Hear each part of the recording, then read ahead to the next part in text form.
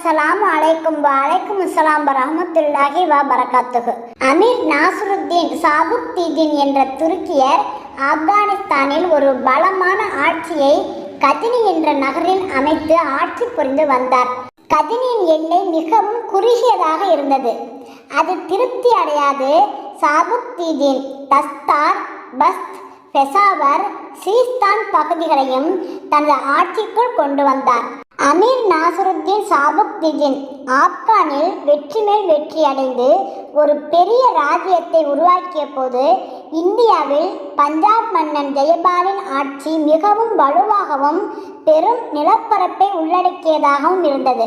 கிழக்கில் இந்தியாவின் எல்லை வரைக்கும், வடக்கிலும் மேற்கிலும் பெசாவருக்கும் கஜினிக்கும் இடையில் உள்ள பிரதேசம் வரைக்கும், வடக்கில் காஷ்மீர் வரைக்கும், தெற்கில் மூல்தான் வரைக்கும் அவரின் ஆட்சி பரவி இருந்தது. அவரது தலைநகர் படண்டாவாக இருந்தது. வட இந்தியாவில் மன்னர் ஜெயபால் ஒரு பேரரசனாகவே விளங்கினார். மறுபுறம் அமீர் நாசருத்தீன் சாபுக்தீன் கஜினியில் பேரரசை நிறுவி அதை மேலும் விரிவுபடுத்த ஆயத்தம் செய்து கொண்டிருந்தார். இந்நிலையில் பொகராவில் அமீர் நாசருத்தீன் சாபுக்தீன் நேசாபூரில் அவரது மகன் மஹமூது கஜினியும் உள்நாட்டு கிளர்ச்சியால் ஏற்பட்ட குழப்பத்தை தவிர்க்க தங்களது கவனத்தை செலுத்திக் கொண்டிருந்த போது கஜினியில் அவர்கள் இருவரும் இல்லாத சந்தர்ப்பமே தனக்கு வெற்றிக்கு வழிவகுக்கும் என தவறாக கருதிய மன்னர் ஜெயபால் திடீரென பெரும் படையுடன் பெசாவர், பிறகு ஜம்ருத் வழியாக ஆப்கான் தலைநகர் கஜினி வரை சென்று விட்டார். தகவல் அறிந்த அமீர் நாசருத்தீன் சாபுக்தீன் பெரும் படையுடன் கஜினி விரைந்தார். இருவரு படையும் ரம்கான் மைதானத்தில் சந்தித்தன. கடும் போர் நடந்தது. திடீரென கடும் பனி கொட்டியது. பனிப்புயல் வீசியது. இயற்கையின் இந்த சீற்றத்தை மன்னர் ஜெயபாலின் படைகளால் தாக்கு பிடிக்க முடியவில்லை. அவனது யானைப்படையும் குதிரைப்படையும் செத்து வீழ்ந்தன. படையினர் மாண்டனர். போரில் தோற்ற மன்னன் ஜெயபால் தான் தவறு செய்து விட்டதாகவும் தன்னை மன்னித்து விட்டால் தான் மீண்டும் இம்மாதிரி தவறு செய்யாது விசுவாசமாக நடந்து கொள்வதாகவும் தன் நாட்டிற்கு சென்று விலையுயர்ந்த பரிசு பொருட்கள் 10 லட்சம் திர்ஹம் ரொக்கம், 50 யானைகள், சில நகரங்கள் இவற்றை நஷ்ட ஈடாக தருவதாகவும் உறுதி கூறி மன்னிப்பு கோரினார்.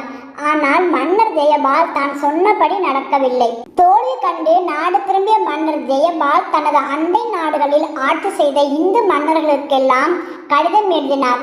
கடிதம் எழுதி கஜினி மன்னர் அமீர் நாசருத்தீன் பெரும்படையை திரட்டி பஞ்சாபையும் பிறகு மற்ற இந்து அரசுகளையும் அபகரிக்க இருக்கின்றார் என்ற பொய்யான தகவலை பரப்பி அவர் நம்மீது படையெடுப்பதற்கு முன் நாம் கஜினி மீது படையெடுத்து அவரது படையெழுச்சியை தடுக்க வேண்டும் என்று வேண்டிக் கொண்டார்.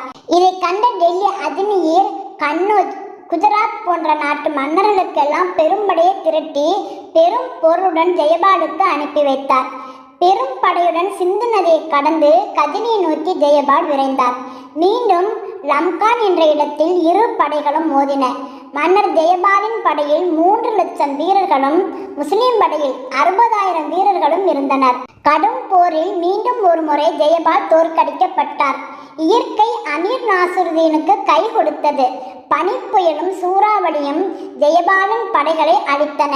இரண்டாவது முறை மன்னர் ஜெயபாலை போரில் வென்ற பின் தலைநகரை நோக்கி திரும்பி வரும் வழியில் பல்க் என்ற இடம் அருகில் திடீரென்று மரணம் அடைந்தார் அமீர் நாசருத்தீன் சாபுக்தீன். மூத்த மகன் மஹமூது இல்லாத நிலையில் அமீர் நாசருத்தீனின் இளைய மகன் இஸ்மாயில் தன்னைத்தானே கஜினியின் அரசனாக அறிவித்துக் கொண்டார். நாடு வந்த மஹமூது இஸ்மாயிலை பதவி நீக்கம் செய்துவிட்டு கஜினியின் மன்னராக பொறுப்பேற்றுக் கொண்டார்.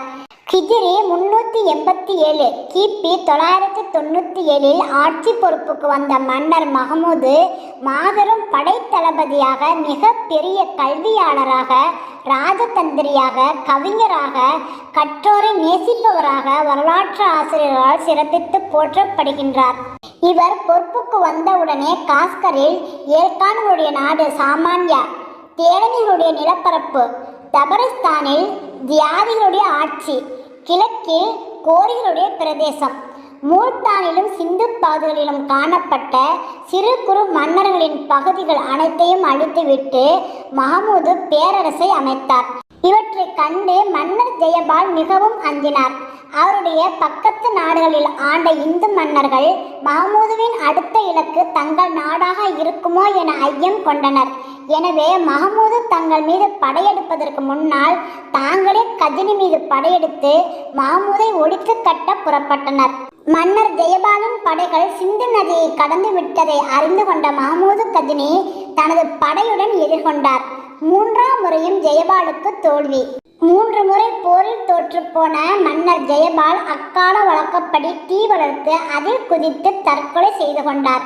அவருடைய மகன் அனந்தபால் ஆட்சிக்கு வந்தார். அவரது காலத்தில் குராம்தா என்ற முஸ்லிம் எதிர்ப்பு இயக்கம் உருவாகி வளர்ந்தது.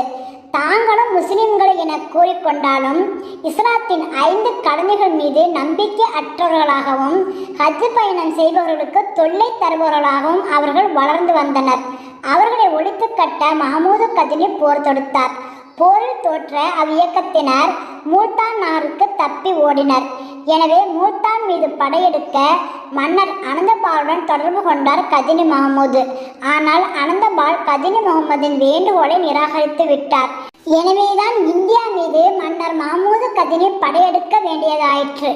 இவ்வாறு தொடங்கிய மஹமூது கஜினியின் படையெடுப்புகள் மொத்தம் 17 முறைகள் தொடர்ந்தன.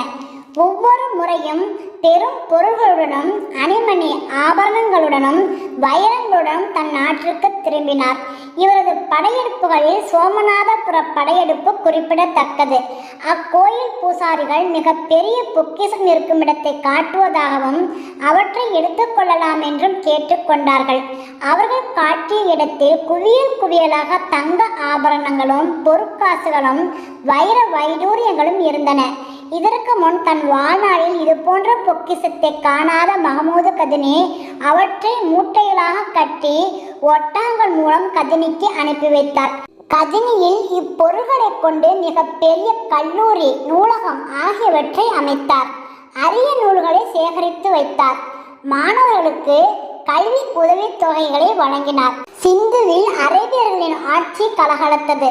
பிறகு கட்டுப்பாடற்ற பல புதிய சிற்றரசுகள் தோன்றின. எனவே அதற்கு பிறகு சிந்து பகுதியின் மீதோ இந்தியாவின் இதர பகுதிகள் மீதோ முஸ்லிம்களின் கவனம் திரும்பவே இல்லை எனலாம். ஆனால் ஆப்கானில் ஏற்பட்ட வலுவான கஜினி அரசை கண்ட அந்திய மன்னர் ஜெயபால் மற்ற இந்திய மன்னர்களின் துணையோடு கஜினி மீது 3 முறை படையெடுத்தார். 3 முறையும் தோற்றதற்கு பின்னால் சிந்து நாட்டின் பலவீனங்களும் இந்து மன்னர்களின் ஒற்றுமையின்மையும் கஜினி மன்னர்களுக்கும் இதர முஸ்லிம் மன்னர்களுக்கும் தெரிய வந்தன. மன்னர் ஜெயபாலின் படையெடுப்பை பற்றி கார்ல் மார்க்ஸ் தமது இந்திய வரலாற்று குறிப்புகள் என்னும் நூலில் கீழ்கண்டவாறு கூறுகிறார். அலப்தஜனுக்கு பிறகு அவரது அடிமைகளில் ஒருவரான சுபக்தகின் கொராசானின் அரசவையில் பதவியேற்றார். இந்திய எல்லையிலிருந்து கஜினி 200 மைல்களே இருந்தது. எனவே லாகூர் ராஜா ஜெயபால் ஒரு முஸ்லிம் அரசாங்கம் அண்மையில் இருப்பது பற்றி அச்சம் கொண்டு கஜினியை எதிர்த்து படையுடன் கிளம்பினார். சமாதானம் செய்து கொள்ளப்பட்டது. ராஜா அதை மீறினார். ஆகவே சுலைமான் மலைகள் வழியாக அணிவகுத்து சென்று சுபக்தகின் இந்தியா மேல் படையெடுத்தார். டெல்லி, கனோஜ், காலிஞ்சர் ஆகிய நாடுகளின் ராஜாக்களுடன் ஜெயபால் கூட்டணி ஏற்படுத்தி கொண்டு பல லட்சம் பேர்களை கொண்ட ஒரு பெரும் படையுடன் முன்னேறினார். முசாத்திஜினால் தோற்கடிக்கப்பட்டார். பிறகு பஞ்சாபில் பெசாவரில் கவர்னராக ஒரு அதிகாரியை விட்டுவிட்டு சுபக்தகின் சீக்கிரமே திரும்பி போனார். பஞ்சாபை வெற்றி கொண்ட கஜினி மஹமூது உள்நாட்டு நிர்வாகத்தை ஒருவரிடமும் இராணுவ கட்டுப்பாட்டை வேறு ஒருவரிடமும் ஒப்படைத்து சென்றார். இருவரையும் தன்னுடைய நேரடி கட்டுப்பாட்டிலும் வைத்து கொண்டார். இந்தியாவை ஆட்சி செய்த ஆங்கிலேயர்கள் வருவாய்த்துறையையும் காவல்துறையையும் தனித்தனியே மக்கள் நலனுக்காக பிரித்து வைத்தார்கள். இன்றைக்கும் இதே நிலை நீடிக்கிறது. இதே சிந்தனையோடு மஹமூது கஜினி பஞ்சாப் நிர்வாகத்தை ஏற்படுத்தினார். இது அவரது சீரிய சமுதாய சிந்தனையும் ஆட்சி நிர்வாகத்தில் அவருக்கு இருந்த அனுபவத்தையும் காட்டுகிறது. முகமது கஜினி இந்தியா மீது படையெடுத்த காலங்களில் போர்க்களத்தில் அல்லாமல் வேறெங்கும் எவரும் எந்த இந்துவும் கொல்லப்படவில்லை என்று கூறுகின்றனர் வரலாற்று ஆசிரியர்கள். எல்பின்ஸ்டன் போலும் ஆசிரியர்கள் கூறுகிறார்கள். மேலும் சமாதான காலங்களில் கோயில்களை தகர்க்கவும் இல்லை, விக்கிரகங்களை தகர்க்கவும் இல்லை. அவருடைய படைகளில் இந்துக்கள் தாராளமாக சேர்க்கப்பட்டனர். சோமநாதபுரம் கோயிலில் 200 மடங்கு கனமுள்ள தங்க சங்கிலி இருந்தது. விக்கிரகம் இருந்த அறையில் விளக்குகளே தேவையில்லை. ஒளி கொடுக்கும் ரத்தினங்களும் அல்மாஸ் வைரங்களும் பதிக்கப்பட்டிருந்தன. கலை இலக்கிய வளர்ச்சிக்கு கஜினியின் பங்களிப்பு அதிகமாகவே இருந்தது. கல்வியாளர்கள், வித்தகர்கள், கவிஞர்கள், கலைஞர்கள், ஆசிரிய உஸ்தாதுகள் ஊக்குவிக்கப்பட்டனர். ருத்துக்கி, தக்கீக்கி போன்ற பாரசீக கவிஞர்கள் பல கவிதை நூல்களை எழுதினார்கள். இவரது அவையில் ஃபர்தௌசி, தூசி, ஆசஜூதி, காஃபாரி, ஃபர்ஜி, ஹக்கீம், சனாயி, மனுசஹரி போன்ற பெரும் கவிஞர்கள் இலக்கியத்திற்கு தொண்டு புரிந்தார்கள். மாமூது கஜினியை பற்றி விரிவாக பேசுகின்றவர் அல் பைருனி. இவர் சிந்து நாட்டின் பைருன் என்னும் சிற்றூரில் பிறந்தவர். அரபு, பார்சி மொழிகளில் தேர்ச்சி பெற்றவர். இவர் சமஸ்கிருதத்திலும் புலமை பெற்று அக்கால இந்திய நிலையை விரிவாகவும் வெறுப்பு வெறுப்பின்றியும் தமது கிதாபுல் ஹிந்து என்னும் நூலில் விவரித்துள்ளார். கணிதம், வானசாஸ்திரம், ஜோதிடக்கலை, இந்துக்களின் தத்துவக்கலை என அனைத்து துறைகளிலும் தலை சிறந்தவர்.